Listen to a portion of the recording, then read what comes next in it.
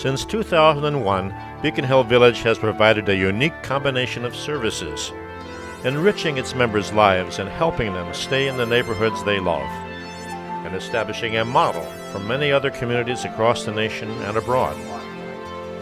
It is a grassroots, nonprofit corporation that succeeds because so many people give their time and energy to respond to a variety of interests and needs, such as organizing healthy walks along the Charles, and providing a variety of exercise classes. 1, 2, 3, up. 1, 2, 3, up. But members also appreciate the opportunities for making new friendships and maintaining old ones, such as on monthly trips around New England. Hello, Jeanette. I didn't know you were coming. Cynthia. Well, I forgot to tell you. You get to meet lots of interesting people and do interesting things. Such as a weekly breakfast group that lets its members share their passion for the latest news and politics. He is standing behind her in the picture, the governor of Massachusetts. And provides stimulating monthly conversations with authors, scientists, statesmen, and celebrities, such as Joyce Kohlhewick, a longtime Boston TV arts critic.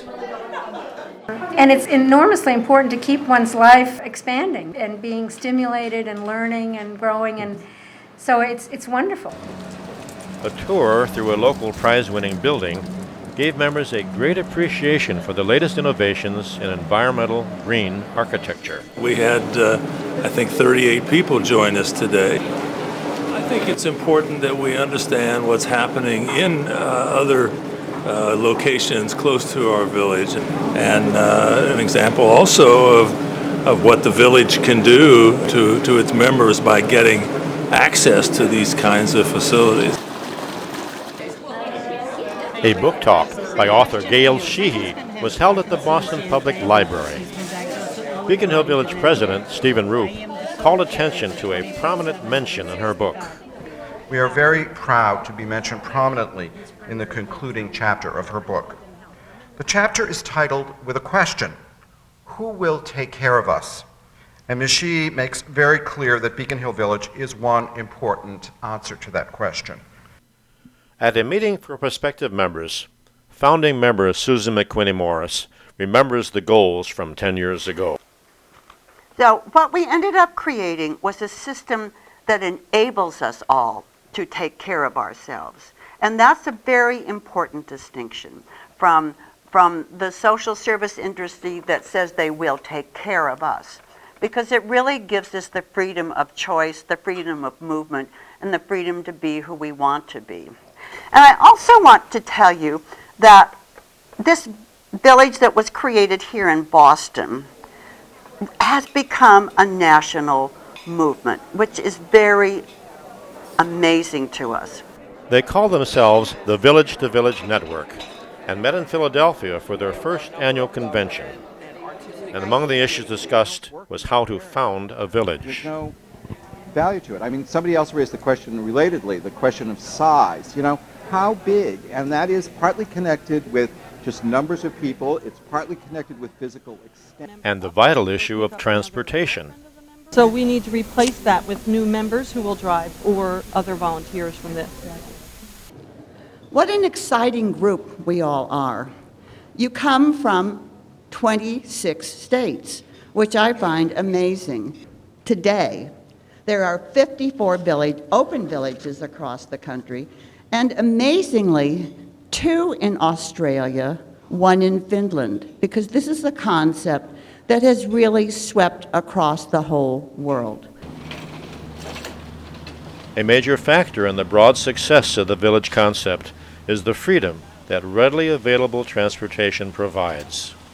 I can't use my cane for another month, and Bob's literally has been the way I walk, the way I get things done.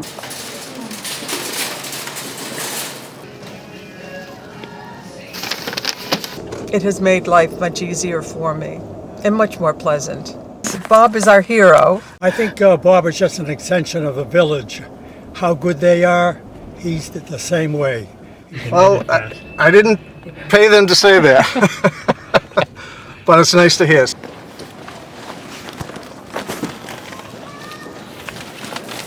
I've run the full gamut of assistance. There's one member who relocated from California, and she had surgery upon moving here. I had joined Beacon Hill Village from Los Angeles, and all my furniture was coming from LA, and there I was in the hospital. So I helped her unpack, arrange furniture, hang pictures. I assembled bookcases for her. Its services are so remarkable. I mean, I can't believe that they've helped me in the ways that they have. I'm a huge fan. Beacon Hill Village can also provide household services. Oh, I clean. I clean the living room. Oh. Dusted everything. Yeah. You know, Michelle is from Haiti. So we've had a great many conversations about that, which I find very interesting. And she's my friend, aren't you, Yes, Michelle? we are. We're friends. I can just click on. And for those difficult computer programs, student volunteers from local universities can be called in to help. You just put the mouse over the icon, it'll give you like a description. Hospital appointments require special care. This time, the last day of successful radiation treatments. A retired lawyer and fellow member often volunteers for this essential duty. Well, I did work in the healthcare world as a lawyer, but in my experience, it's only been in the last 10 years where there's been an emphasis on living at homes, and I was quite surprised to see both the numbers and the intensity of the views expressed about living at home. That's what I'm most interested in. I want to stay where I am. Thank you very much. So I think Beacon Hill Village has got a great niche that it's tapped into, and obviously serves as a model, and rightly so, far beyond the confines of Boston. But possibly that model is successful as much for the friendship and the fellowship it provides as it is for its essential services. Okay, this person was a fraternity boy and a student at the Citadel. Oh. At what? What was the list? Okay, down.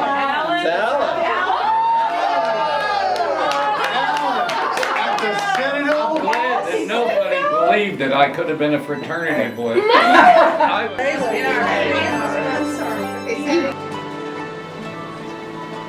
During the past decade, Beacon Hill Village has helped its members stay and thrive in the neighborhoods they love. Besides providing essential services, the organization has nurtured a zest for life that has won the admiration of its members and friends at home and abroad.